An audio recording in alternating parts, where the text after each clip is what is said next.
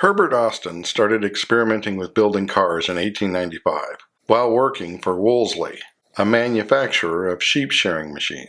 After his third car in 1899, he was able to get enough backing to start manufacturing cars under the Wolseley name in 1901, creating one of Britain's first car companies. It was soon Britain's leading car manufacturer, but differences of opinion with his backers had him leaving to start his own company in 1905.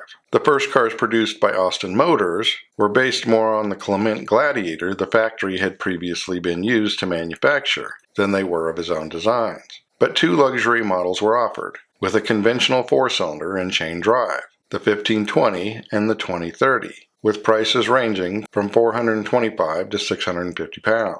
Sales were low at the beginning, and the company struggled to retain capital, but soon things would pick up and they would go public in 1914, offering more models and becoming one of Britain's top 5 manufacturers. And war production increased profits with significant expansion.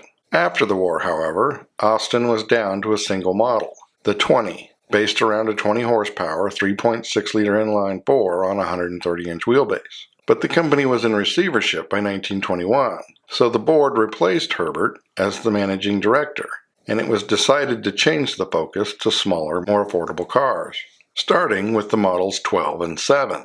The 12 was simply a scaled-down version of the 20, 162 inches long on a 112-inch wheelbase, and around 2,500 pounds, initially with a 1.7-liter. While the 7 was only 110 inches long on a 75-inch wheelbase and about 825 pounds, with a 747cc inline-4. Models sold through 1939, with nearly 90,000 of the 12 and 290,000 of the 7 being made. But sales figures alone don't show the success of the Austin, partly as it was built under license on a global scale, appearing in Germany as the Dixie or BMW 315, BMW's first car, and coming to the U.S. as the American Austin, later the American Bantam, which led to the first Jeep. It would be the inspiration for early Datsuns, and the Swallow Sidecar Company, later Jaguar, would offer custom-bodied versions. And of course there were others, all of which helped the car popularize the modern control layout, initially used by Cadillac.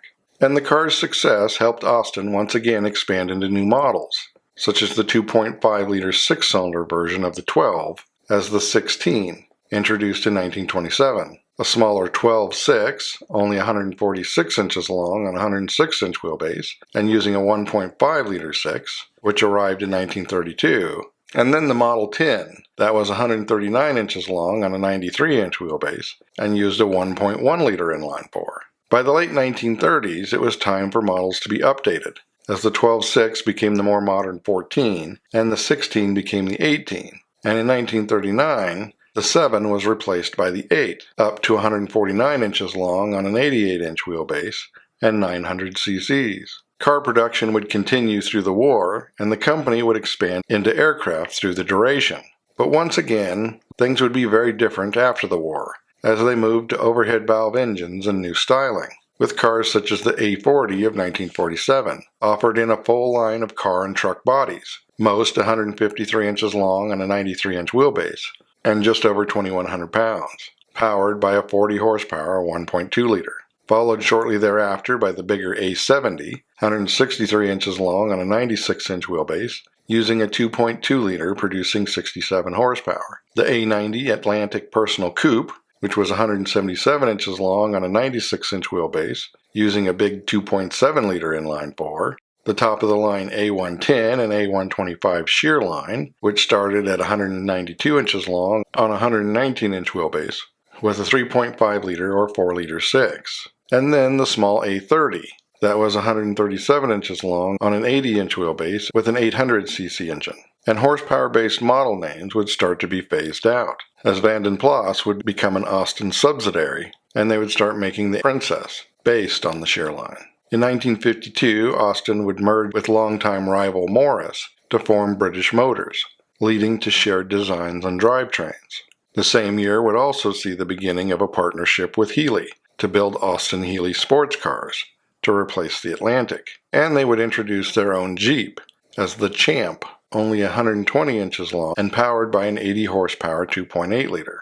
In 1954, the Westminster replaced the A70, initially being 170 inches long on a 104-inch wheelbase and using a 2.6-liter straight six. The Cambridge replaced the A40, although it was still called the A40 in some markets, up to 162 inches long on a 99-inch wheelbase and 42 horsepower from the 1.2-liter. And Austin would start building the Metropolitan for American Motors, as well as selling it in Britain as an Austin, a car that was 150 inches long on an 85-inch wheelbase and 1,800 to 1,900 pounds, also using the 1.2-liter engine. For 1956, the A30 was updated to become the A35, moving up to a 950cc engine, and it would eventually get a bigger 1100, while selling alongside its intended replacement introduced in 1958, the Farina, 144 inches long on an 84-inch wheelbase and 1,700 pounds, initially using a 40-horsepower version of the 950cc engine, while being priced under 700 pounds. And Australia would get the Austin Lancer, a car that was 152 inches long on an 86-inch wheelbase, and initially powered by a 1500.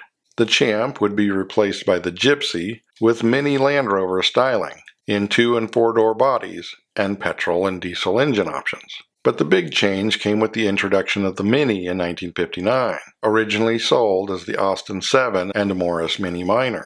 The revolutionary small car was the epitome of packaging efficiency, at 120 to 130 inches long on an 80 to 84-inch wheelbase. Initially, power came from an 850cc inline 4 producing 34 horsepower, and a test car, priced under 540 pounds, averaged better than 36 miles per gallon.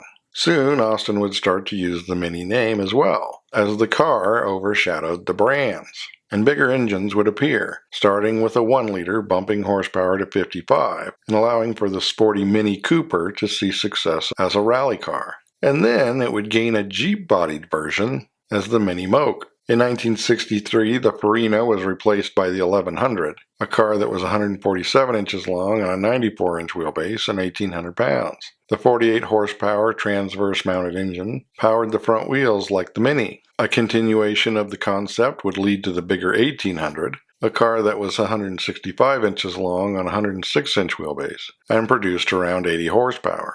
And there was a new executive sedan for 1968. 186 inches long on a 116-inch wheelbase and weighing 3,300 pounds. Called the 3-liter, it produced 125 horsepower.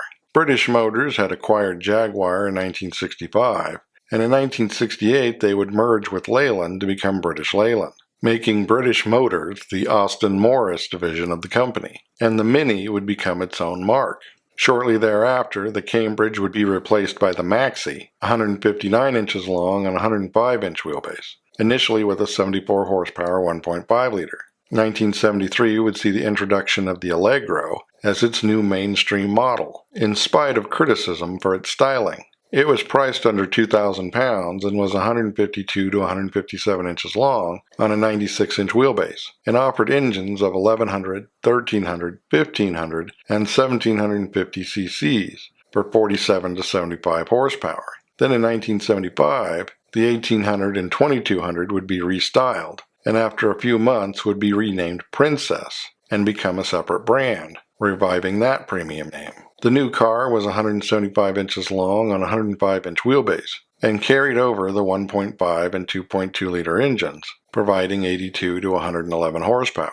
But the company had been losing money for some time, and cost-cutting seemed to do little but reduce market share with the influx of Japanese imports.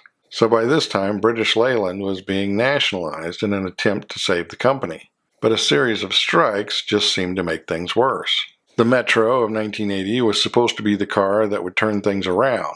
It was 134 inches long on an 89-inch wheelbase, with an 850, 1,000, or 1,300 cc engine for 34 to 60 horsepower. Introduced at only 3,100 pounds, it would be Britain's second best-selling model for the decade. By 1982, the automotive division of British-Leyland was restructured as Austin Rover, and they would introduce the Maestro to replace the Allegro.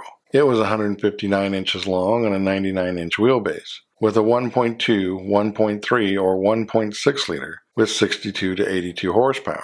The Princess would be restyled to become the Austin Ambassador, with a 1.7 or 2 liter with 82 to 92 horsepower, only to be replaced a few years later by the smaller Montego at 176 inches long on a 101-inch wheelbase and using a 1.3, 1.6, or 2 liter with 68 to 102 horsepower.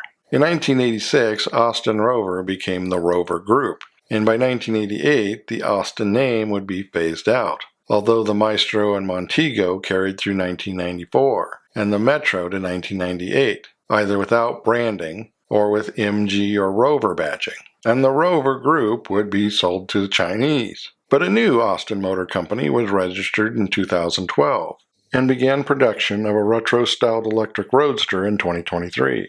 Built to UK quadricycle regulations, making it a car that is 146 inches long on a 94-inch wheelbase and just over 1,300 pounds, with the battery pack. Perhaps not exactly a revival, but not so far removed from the 7 or Mini that made the brand successful. So as always, thanks for watching. Don't forget to comment below and like and subscribe.